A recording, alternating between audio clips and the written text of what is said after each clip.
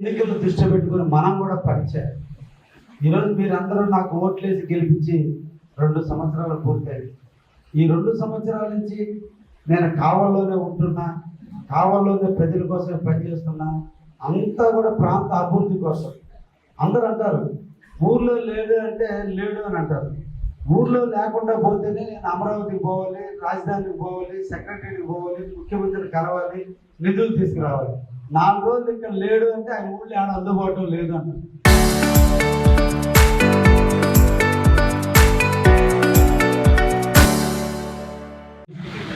వ్యవస్థాపక అధ్యక్షులు శ్రీ నందమూరి తారక రామారావు గారి జన్మదినాన్ని పురస్కరించుకొని ఈరోజు రేపు ఈ మహానాడు జరుపుకోవడం మనకి ఆనవాయితీగా వస్తున్నటువంటి పరిస్థితి.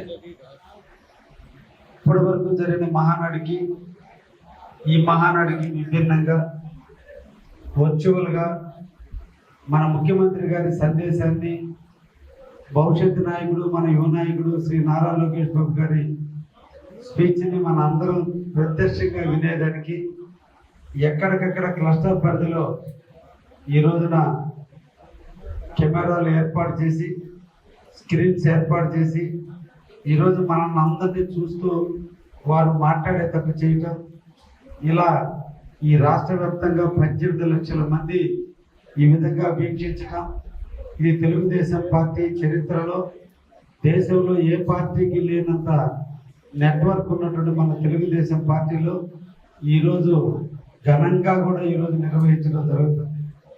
మన కావలి నియోజకవర్గంలో దాదాపు 10,000 మంది క్లస్టర్లు, యూనిట్ ఇన్ఛార్జీలు, పార్టీ సంస్థాగత కమిటీలు, అదేవిధంగా అనుబంధ సంఘాలు, మండల కమిటీలు, క్లస్టర్ ఇన్ఛార్జీల ఆధ్వర్యంలో ఈరోజు ఈ కార్యక్రమాన్ని నిర్వహించడం జరుగుతుంది.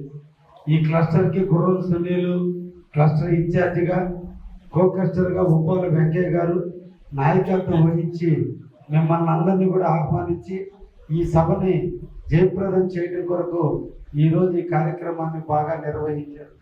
వారిద్దరిని కూడా అభినందిస్తూ వారికి సహకరించినటువంటి యూనిట్ ఇన్ఛార్జీలు, గ్రామ కమిటీ నాయకులు, సీనియర్ నాయకులు, జిల్లా పార్లమెంటరీ రాష్ట్ర నాయకులకు అందరికీ కూడా ధన్యవాదాలు తెలియజేస్తున్నాను.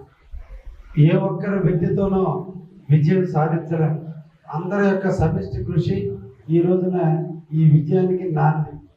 కాబట్టి అందరినీ కూడా పేరు పేరును అభినందిస్తూ ఈ రోజున మన ముఖ్యమంత్రి వర్యులు, అదేవిధంగా భవిష్యత్తు నాయకులు మన నారా లోకేష్ బాబు గారు రాబోయే కాలంలో రాష్ట్ర ప్రగతి కోసం ఏ తీర్మానాలు అయితే చేస్తారో వాటన్నింటినీ కూడా మనం ఏకగ్రీవంగా ఆమోదించడం జరుగుతుంది.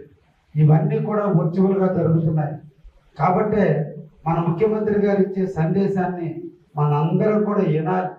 విన్నప్పుడు వారి యొక్క ఆలోచనలు 76 సంవత్సరాల వయసులో ముఖ్యమంత్రిగా చంద్రబాబు నాయుడు గారు ఎన్ని రకాల ఆలోచనలకు, ఎవరి కోసం, ఈ రాష్ట్ర ప్రగతి కోసం, మన బిడ్డల భవిష్యత్తు కోసం, మన కోసం, మన ప్రాంత అభ్యున్నతి కోసం వారు తీసుకునేటువంటి తీర్మానాలను అన్నింటినీ కూడా మనం అందరం కూడా బలపరచాలి. బలపరచడం అంటే ఏదో ఈరోజు కూర్చోవడం అది కాదు. ఈ రోజు నుంచి మన అందరం ప్లానింగ్ చేసుకోవాలి. రాబోయే పంచాయతీ ఎన్నికలు, మండల ఎన్నికలు అన్నీ కూడా మన ముందు మనకి అందరికీ కూడా ప్రశ్నార్థకంగా ఉన్నాయి. రాబోయే కాలంలో అంటే నేను ఆడకపోతే లేడు, ఆడకపోకపోతే వర్క్లు ఎట్టు వస్తాయి, ఆడకే పోవాలి. ఇన్ని సమపాలనలో మేము చేసే టైంలో ఎక్కడో ఒకటి ఇక్కడ ఏదో ఒక సందర్భంలో సమస్యలు తలెత్తుతూనే ఉంటే పనులు చేయడం చాలా కష్టం. ఒక్కసారి మీరు ఆలోచించండి, గ్రామ కమిటీలో మీరు అందరూ ఉన్నారు, ఊరు మొత్తము మిమ్మల్ని మీతో ఉంటున్నారా, మీతో పనిచేస్తున్నారా, వాళ్ళందరినీ మీరు తృప్తిపరుస్తున్నారా? నాయకులు అందరూ కూడా ఒక లక్ష్యాన్ని నేర్చుకున్నారు. అవసరమైన నా ఇంటికి వస్తేనే కదా నేను చేయాల్సింది అనేటువంటి పరిస్థితి ఈరోజు వచ్చింది. కానీ నేను అలా లేను. వచ్చినా రాకపోయినా గ్రామాలకు వెళ్తున్నాం, ప్రాంతాలకు వెళ్తున్నాం, ఎక్కడో ఇక్కడ అందుబాటులో ఉన్నా, ఎక్కడికి పోయినా ఏదో కార్యక్రమాలు, పెళ్లికో కరమంత్రానికి పోయినా కూడా, పెళ్లిలో కరమంత్రాలు పనులు అడిగినా కూడా గుర్తించుకొని పనిచేస్తున్నాం.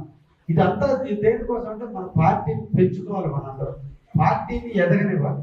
ఎక్కడో ఒక చిన్న లోపం వల్ల మన పార్టీ మళ్ళీ వెనకబడుతుంది, మళ్ళా దుర్మార్గమైన పరిపాలన వస్తే 5 సంవత్సరాలు మనందరం కూడా బాధపడాల్సి వస్తుంది. మన ఇంటిలో భార్య బిడ్డలు ఈ ముగ్గురినే మనం తృప్తిపరచలేం. ఒకేసారి ముగ్గురిని తృప్తిపరచలేం. కొడుకుకి ప్రాధాన్యత ఇస్తే భార్య, భార్య ప్రాధాన్యత ఇస్తే కూతురు, ఇట్లా ఒకరు. ఇంత పెద్ద వ్యవస్థలో అందరికీ అనుకున్న పనులు కావు. అందరికీ అనుకున్న అన్ని అయ్యే మనం దేవుళ్ళు కాదు. ఏదైనా మనుషులమే 1-2 సార్లు తిరగాలి, సాధించాలి. పని అయ్యేంత వరకు పట్టుదలతో తిరిగితే దాన్ని సాధించడం జరుగుతుంది.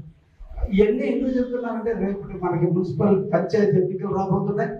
ఈ 2 సంవత్సరాల కాలంలో ఏ ఒక్క క్లస్టర్లు కానీ, యూనిట్ ఇన్ఛార్జీలు కానీ, బిఎల్ఏలు కానీ, గ్రామ కమిటీలు కానీ ఏ ఒక్కరు కూడా ప్రజలతో ఇంకా పూర్తిగా ఈ 2 సంవత్సరాల పరిపాలన మీద ప్రజలు ఏమనుకుంటున్నారు కానీ, ప్రజా అవసరాలు ఏమున్నాయని కూడా గుర్తించడం లేదు. ఇటీవల మనం చూడండి, ముఖ్యమంత్రి గారు చంద్రబాబు నాయుడు వచ్చిన తర్వాత ఈరోజు అందరికీ చెప్పిన పెన్షన్లు పెంచి అందరికీ ఇస్తున్నారు. కొత్త పెన్షన్లు ఇంకా శాంక్షన్ కావాల్సిన అవసరం ఉంది.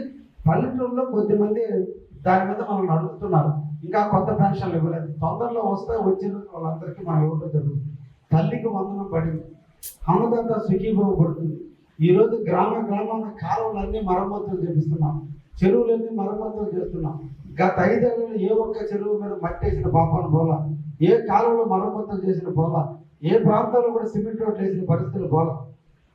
కానీ ఈ రోజున గ్రామాన ఆ అవసరాన్ని బట్టి, సందర్భాన్ని బట్టి ఆ ఊరికి ఏదో ఒక సందర్భంలో ఎంతో కొంత నిధులు ముఖ్యమంత్రి గారు ఇస్తున్నారు. వాటన్నింటినీ కూడా మనం పంచుతున్నాం. ఒక పక్క సంక్షేమ కార్యక్రమాలు జరుగుతున్నాయి, ఇంకో పక్క అభివృద్ధి కార్యక్రమాలు జరుగుతున్నాయి. రాష్ట్రంలో ఈరోజు ముఖ్యమంత్రి 76 ఏళ్ల వయసులో ఈరోజు నిరంతరం కూడా రాష్ట్ర ప్రగతి కోసం ఆయన ప్రయత్నం చేస్తున్నాడు. యువ నాయకుడు నిరంతరం మన ప్రాంతాన్ని ఇండస్ట్రియల్ గా తీసుకురావడం కోసం, వారు ఇండస్ట్రియల్ హబ్గా మార్చడానికి వారు ప్రయత్నం చేస్తున్నారు. అందరూ కలిసి చేసేటప్పుడు వాళ్ళకి మనం ఇచ్చేటువంటి కానుక ఏంటంటే, కావలి నియోజకవర్గంలో రేపటి పంచాయతీ ఎన్నికలు కావచ్చు, జిల్లా పరిషత్ ఎన్నికలు కావచ్చు, మండల ఎన్నికల్లో అన్నీ కూడా తెలుగుదేశాన్ని కైవసం చేసుకోండి. రేపు టికెట్లు పోలికలు ఉన్న వాళ్ళకి అందరికీ రాకపోవచ్చు, కానీ ఇది పార్టీ. పదవులు వచ్చిన వాళ్ళందరూ హీరోలు కాదు, పదవులు రాని వాళ్ళందరూ చిన్నోళ్ళు కాదు. పార్టీలో అందరూ కూడా ట్యాగ్ చేసుకున్న ప్రతి ఒక్కరు కూడా తెలుగుదేశం కార్యకర్త, ప్రతి ఒక్కరు కూడా తెలుగుదేశానికి అవసరమైన వ్యక్తే.